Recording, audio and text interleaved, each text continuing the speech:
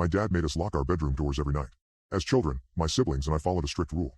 We weren't, under any circumstances, permitted to open our bedroom doors between 10 p.m. and 6 a.m. Do you want a bedtime story, sweetie? My father asked. His sickly sweet voice, worming through the keyhole of my bedroom door, exuded a gravelly warmth.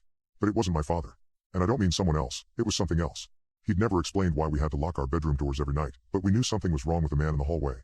He became a terrifying thing in those torturous twilight hours. Some nights, our father let us sleep. Most nights, however, he stood at each of our doors in turn.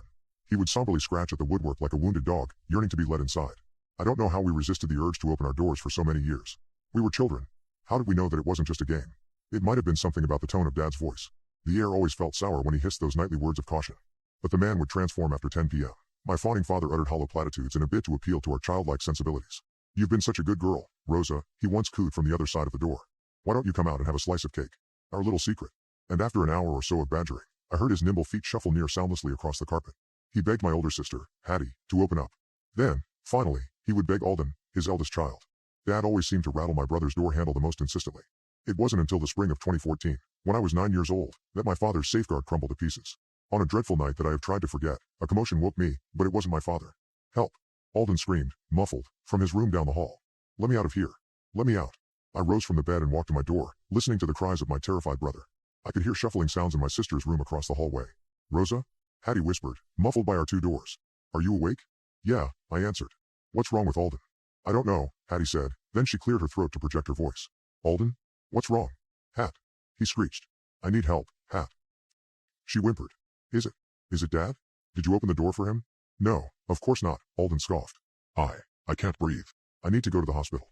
Oh, Hattie whispered. We need to check that he's okay, I whimpered. No. Hattie barked. You know the rules. We can't open our doors until 6 a.m. That's not for another 4 hours. I can't hear Dad on the landing, I pointed out.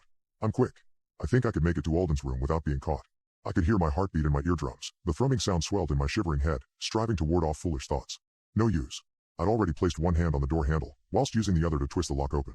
It clicked. Don't do it, Hattie pleaded. Don't make me come out there with you. I will. Sorry, Hattie, I said. It's not a game, Rosa. Hattie wailed. You know that something's wrong with Dad. He would never hurt us during the day, but that thing we hear outside our doors? It isn't. It doesn't. It's inhuman. I eyeballed the door handle for 10 endless seconds, carefully considering my sister's words. She was right. Whenever my dad spoke from the corridor, my hair stood on end. It was as if a primal sense within me could detect an unholy abomination on the other side of the door. As I mentioned, I knew it wasn't a game, even at the age of 9. But I couldn't bear to sit in my room whilst Alden screamed. I delicately eased my door open, terrified that I would see my father's eyes peering through the gap.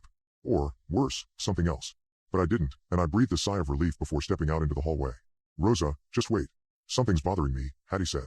I crept towards Alden's room as quietly as possible, but I froze when I noticed that his door was wide open and he was nowhere to be seen. I turned around to head back to my room. He can unlock his own door, Hattie pointed out. Why does he need us to? I yelled until my lungs neared bursting, and Hattie trailed off. I'd found Alden. He was standing at the other end of the corridor, lurking in the darkness. Well, something stood there. It wore Alden's clothes, but it wasn't him. With a mannequin head that had Alden's vague features, though its eyes were black husks, the entity looked at me. It wore an unmoving smile, etched into its plastic face, that filled me with breathless horror. And then the false Alden spoke in a garbled voice. It was his horrible plastic mouth that had muffled his earlier screams, not the two doors between us. Help, he giggled playfully. I need sustenance, little sis. The horrifying thing, barely visible on the dimly moonlit landing, snapped its plastic limbs into action and began to crawl up the walls, coming to a stop on the ceiling. It clung to the plasterwork like a sinister spider, eyeing me from an upside-down position. At that moment, I heard Hattie's lock clicking, and her door opened inwards. She sprinted into the corridor with a cricket bat and swung at Alden, catching his chin and sending him sprawling onto the carpet. He hissed and prepared to pounce at my sister, but a sudden voice stopped him. It came from the darkness, accompanied by clomping footsteps. Happy birthday, my son, my father whispered, stroking Alden's hair. Don't be afraid, girls. Alden has been given the gift. It's in our blood. Your time would have come too. Dad stepped into the sparse light, and I saw that he looked just like Alden. Worse, perhaps, his plastic mannequin face looked tarnished by time. Smeared with bloodstains. Chipped and cracked. If only you'd kept your doors locked, my delicious daughters, he snarled. Hattie turned, with tears in her eyes, obstructing our father from reaching me. She shakily clutched the cricket bat in her hands. See the window behind you? She asked. I twisted to face the window at the end of the landing. We lived in a bungalow, so I knew I could escape directly onto our driveway, but I wasn't looking at the outside world. As I ran to the window, I watched Hattie's reflection in the glass pane. She valiantly defended herself against our father, but the monstrous man snapped her weapon like a twig, before wrapping his plastic arms around her like a boa constrictor. I cried, fumbling with the latch for the window, and I'm not sure exactly what I saw. It seemed as if my father were liquefying my sister, turning her into plastic sustenance. Hattie unleashed a deafening scream as her body bloodily detonated, drenching my father's face and the walls. He hissed at me as I clumsily clambered out of the window, tasting freedom. I don't know why he didn't pursue me, but I ran straight into town, stumbling into the local police station. Dad and Alden were never found, but the remnants of my sister corroborated my story. Anyway, I've spent the last 9 years reliving the ghastly night. You probably know why I suddenly felt the urge to tell the tale of my family's horrible secret. Tomorrow's my 18th birthday.